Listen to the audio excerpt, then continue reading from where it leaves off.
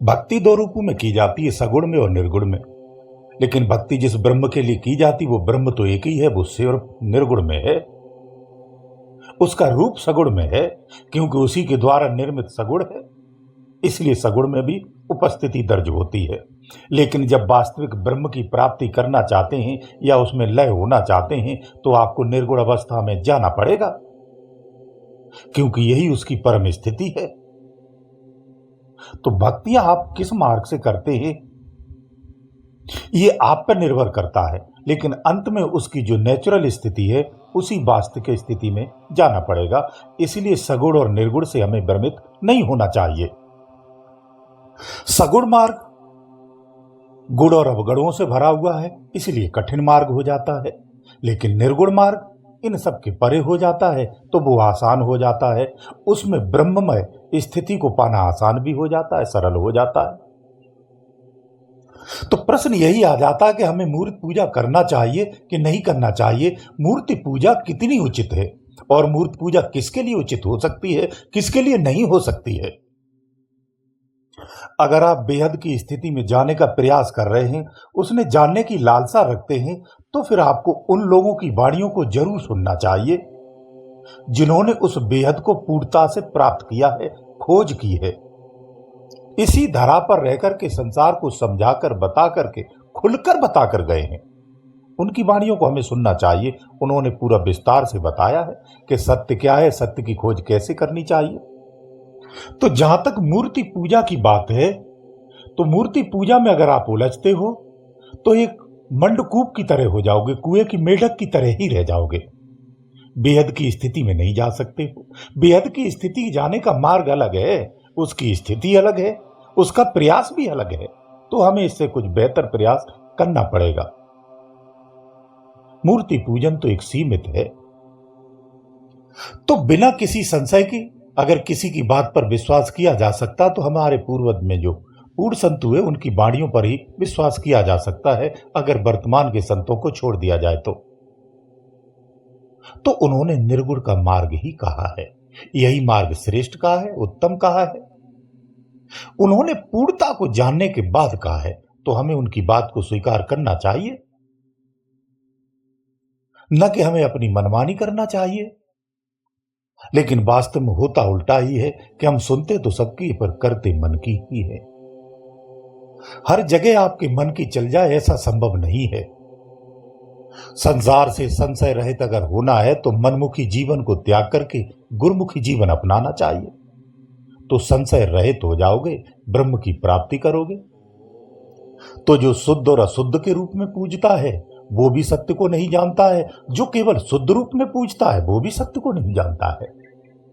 बहुत सरलतम में समझना चाहिए कि जो सगुण है वो गुण और अवगुण से निर्मित है। गुण और अवगुण परिणामी है और परिणाम ही तो बंधन है, फिर आगे कैसे जाएंगे। इसीलिए मूर्ति पूजन परिध परिणामी है, परिध के परे का नहीं है। अगर आप भूतों को पूजते हैं, जब चेतन आत्मा भूतों को पूजती है, अगर आप भूतों को पूजते हैं तो भूत योनियों को प्राप्त करेंगे। भूत योनियां ही जीवित अवस्था में सहायक रहेगी। प्रेतों को अगर प्रेतों को पूजोगे तो प्रेत योनियों में जाओगे, प्रेत लोकों में जाओगे, प्रेतों का सहयोग पाओगे। अगर पितरों को पूजोगे तो पितरों को पाओगे, प्रेत योनियों में नहीं बल्कि पितृ योनियों में जाओगे, पितृलोक में चले जाओगे और श्रेष्ठतम हुए तो। वहीं अगर देवताओं को पूजते हो तो देवता स्वरूप हो जाओगे, देव योनियों को प्राप्त करोगे और श्रेष्ठतम हुए तो स्वर्गलोक को प्राप्त करोगे। लेकिन परमात्मा को प्राप्त नहीं करोगे, ये स्पष्ट कर लेना, क्योंकि इन सब के जो परे है वही परम सत्य है। मूर्ति पूजा का स्थान, उनका महत्व एक अलग है, एक सीमित है। मूर्ति पूजा से जो लाभ हैं वो एक सीमित हैं, इसी परिधि के हैं। इस परिधि से पार जाने के लिए मूर्ति पूजन आपके काम नहीं आती है। इसके परिधि के पार जो विश्व है उससे आप कभी नहीं जान सकते हैं। इसको ऐसे समझिए कि आप चेतन हो, जब चेतन किसी मृत चीज को पूजेगा तो मृत जैसा ही हो जाएगा।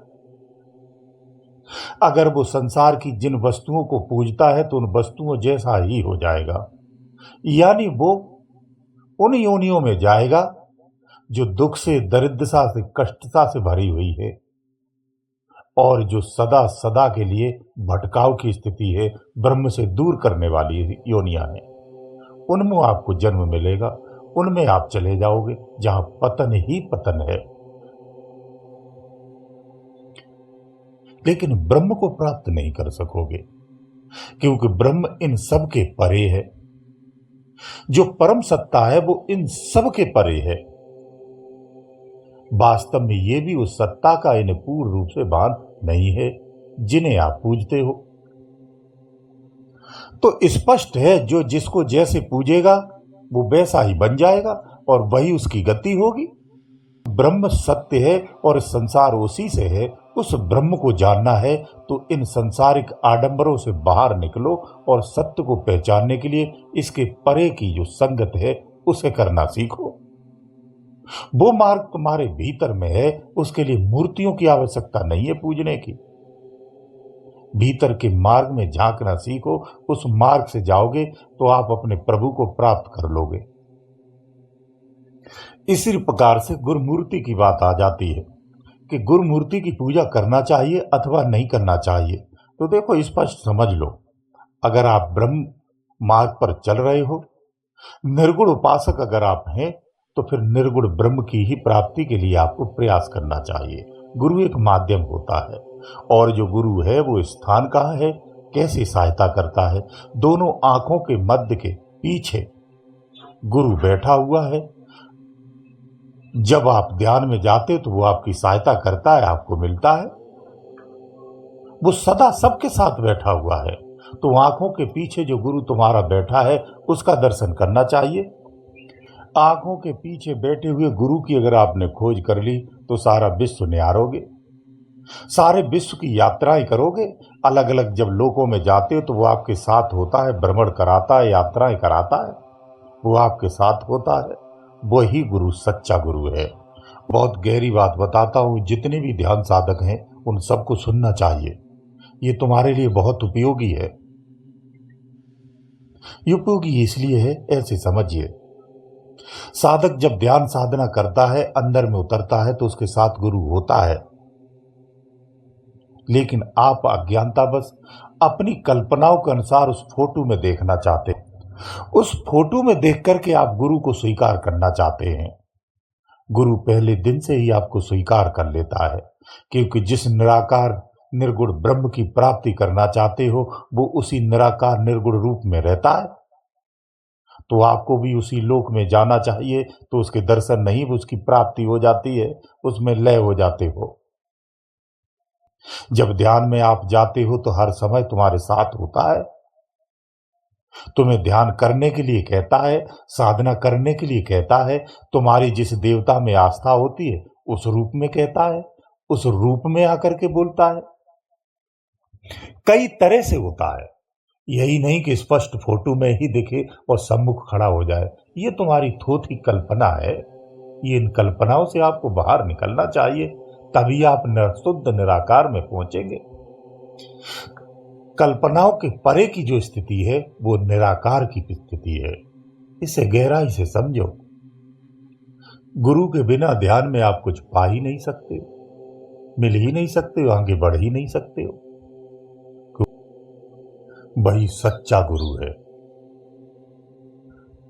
साकार रूप में मूर्ति तो एक वस्तु की तरह है, वो समय तक है, उसके बाद नष्ट हो जानी है।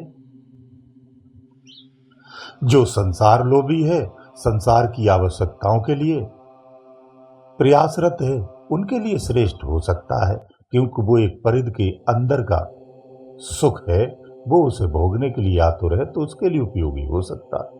जो ब्रह्म भोग को, ब्रह्म आनंद को पाना चाहता है, उसके लिए ये सब उपयोगी नहीं है, कदाप नहीं है। इसलिए अंतर मन में स्थित हो जाओ तो संसार के समस्त आडंबरों से आसानी से बच सकते हो, और कोई दूसरा दुनिया में तरीका है नहीं।